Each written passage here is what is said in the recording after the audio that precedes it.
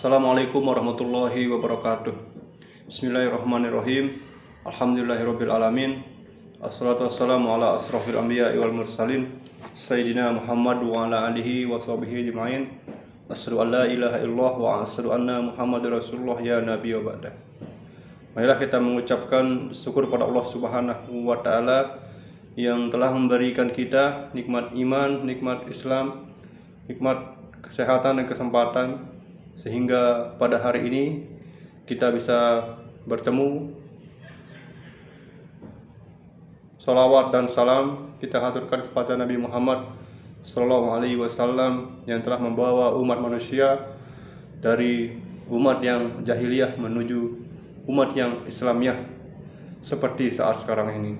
Semoga nanti di yaumil akhir kita bisa mendapatkan syafaat dari Muhammad. Amin amin ya rabbal alamin. Ya, alhamdulillah, dalam kesempatan ini saya Wahyu Aprizal, guru PPKN di Madrasah Aliyah Negeri 2 Mataram, akan menyampaikan materi tentang Bhinneka Tunggal Ika.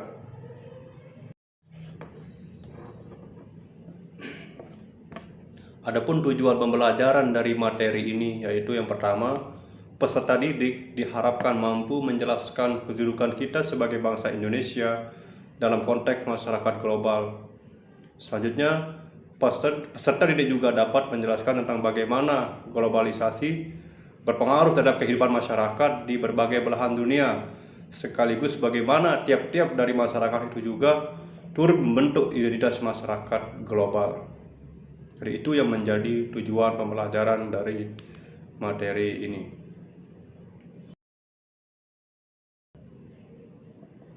Seperti yang sudah kita ketahui bersama bahwa dari zaman dahulu kala nenek moyang kita memang sudah terdiri dari berbagai macam suku bangsa yang membentuk masyarakat Nusantara itu.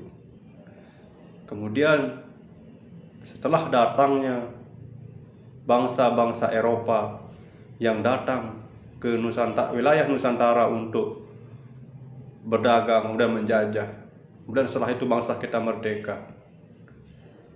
Hal itu membuat bangsa kita tidak berubah, yaitu tetap menjadi bangsa yang bineka seperti saat sekarang ini, di mana penduduknya di masing-masing provinsi merupakan penduduk yang berbeda-beda satu sama lainnya.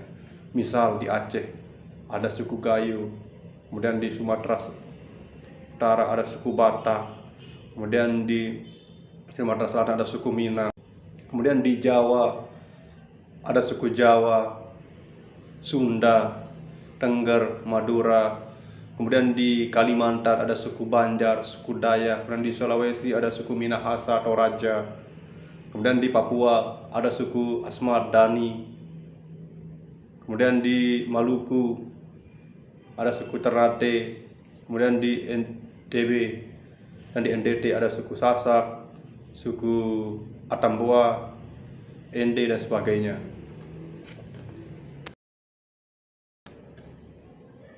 Istilah Bhinneka Tunggal Ika diambil dari kitab yang dikarang oleh Empu Tantular. Kitab yang dikarang oleh Empu Tantular itu diberi nama Kitab Sutasoma yang ditulis pada abad ke-14, yaitu pada masa kerajaan Majapahit.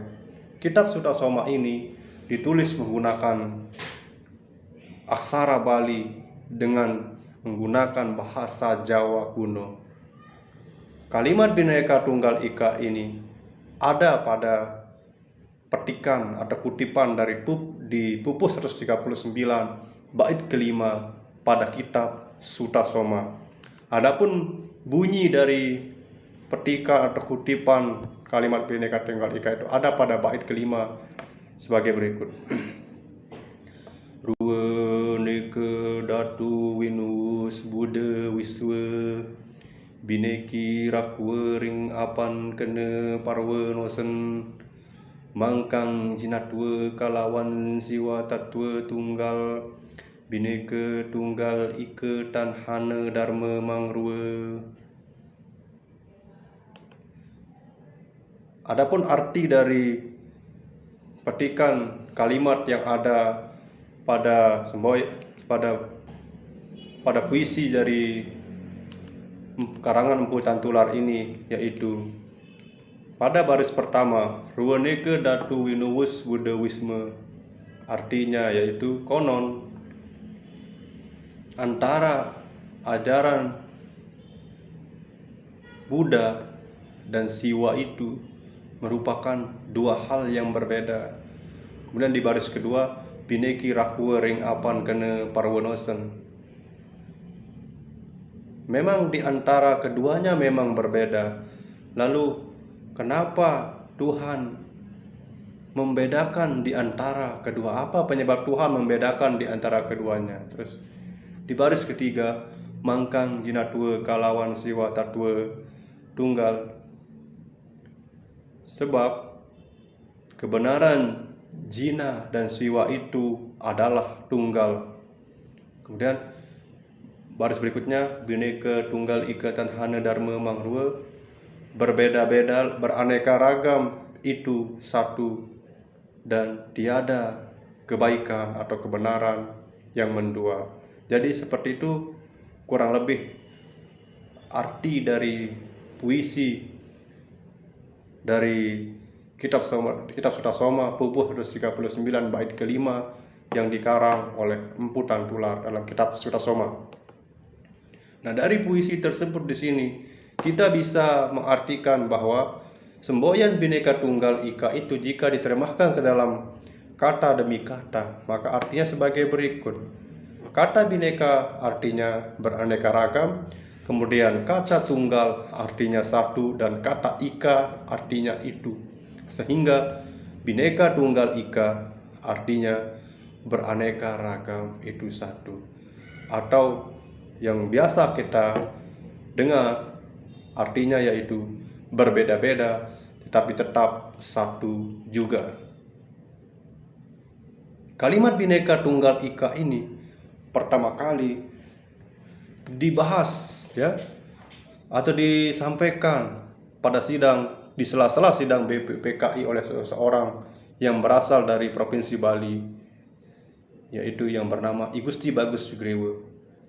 Pada saat sela-sela sidang BPK itu, di sini Pak I Gusti Bagus Sugriwo mengusulkan kepada Pak Soekarno dan Pak Muhammad Yamin bahwa sebagai sebuah bangsa yang akan berdiri nantinya, bangsa kita itu perlu memiliki semboyan negara, dan semboyan yang diajukan oleh Pak I Gusti Bagus Sugriwo yaitu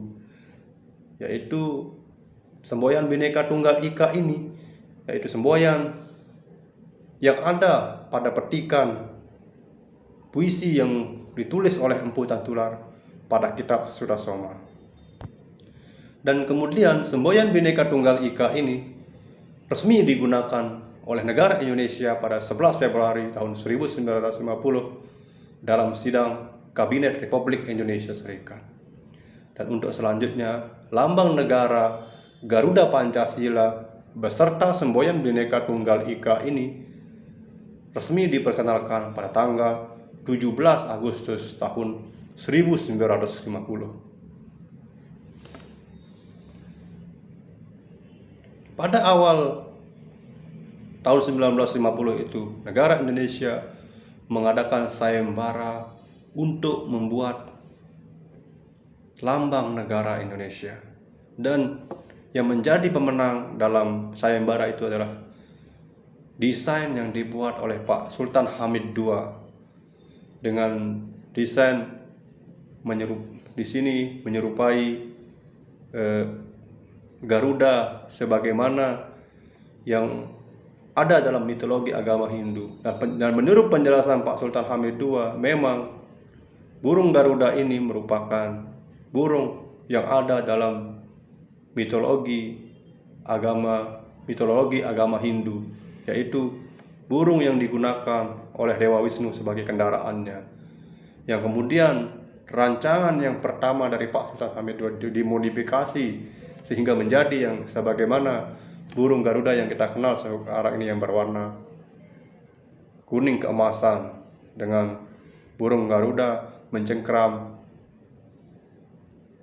semboyan atau pita yang bertuliskan Bhinneka Tunggal Ika.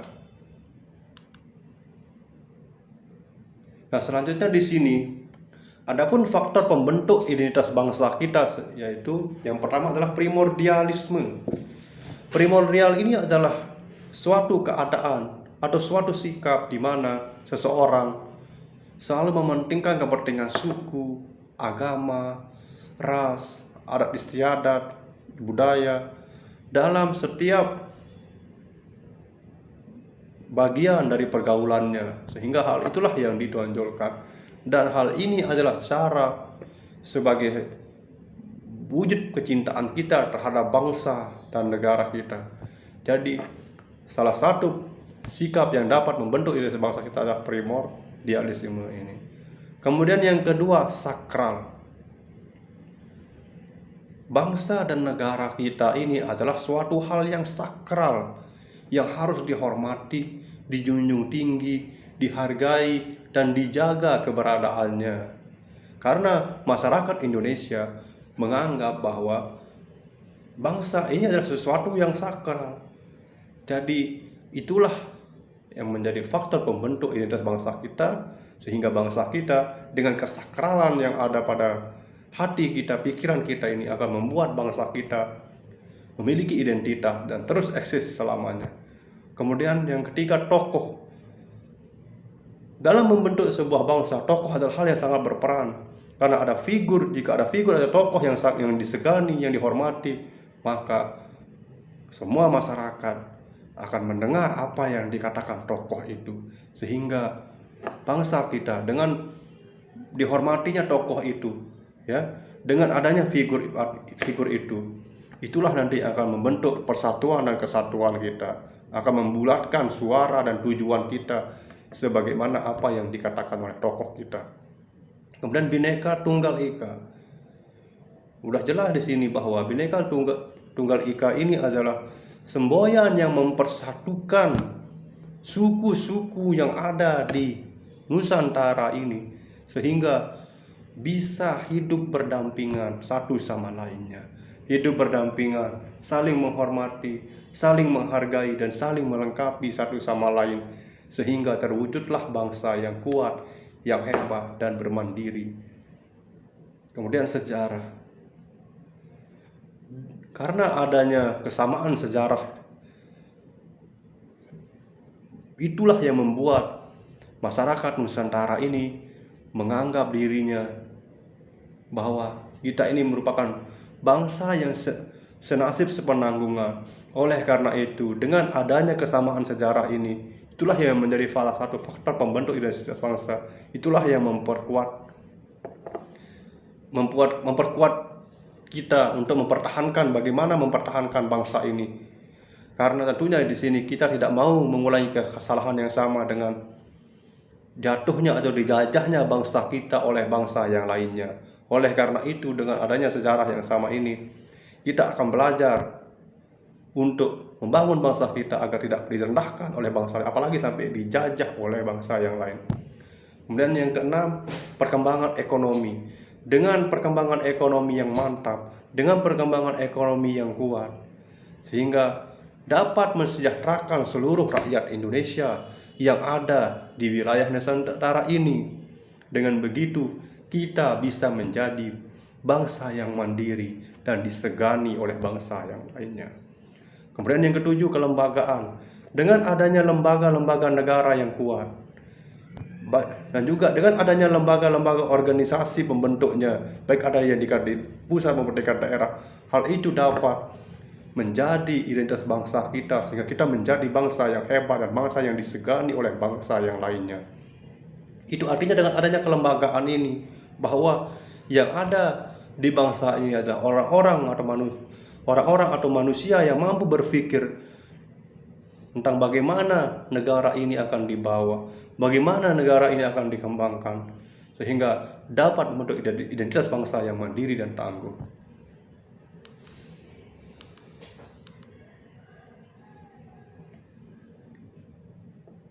Selanjutnya, globalisasi adalah suatu proses yang menempatkan masyarakat dunia sehingga dapat menjangkau satu dengan yang lain, sehingga masyarakat dunia itu saling terhubungkan satu dengan yang lainnya.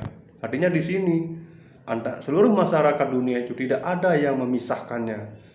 Ruang dan waktu menjadi semakin sempit dan singkat. Artinya di sini dalam satu kesempatan, dalam satu waktu, kita bisa mengetahui apa yang terjadi di daerah, di belahan dunia lainnya.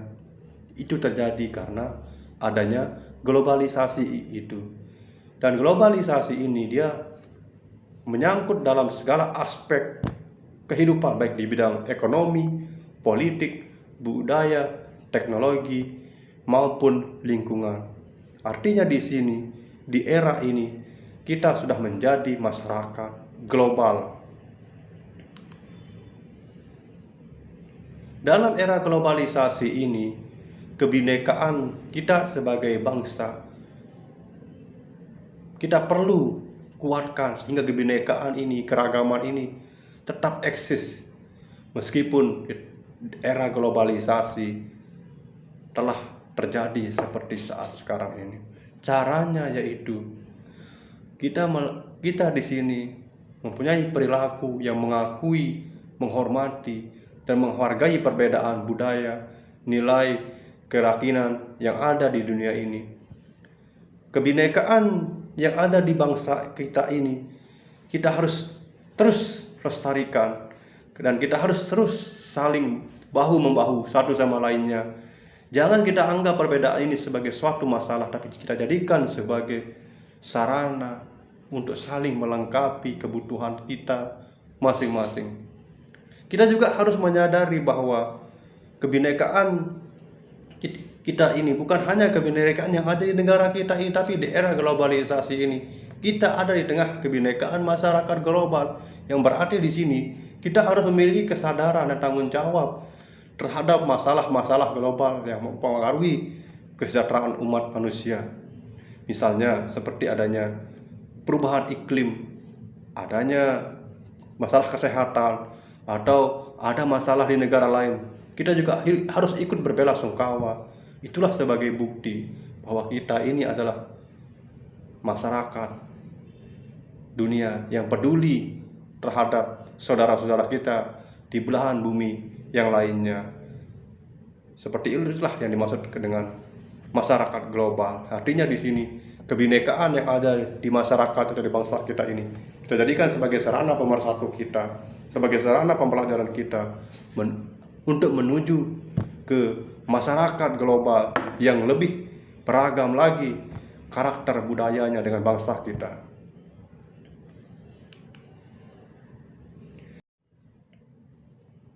Demikian materi yang dapat kami sampaikan pada kesempatan ini.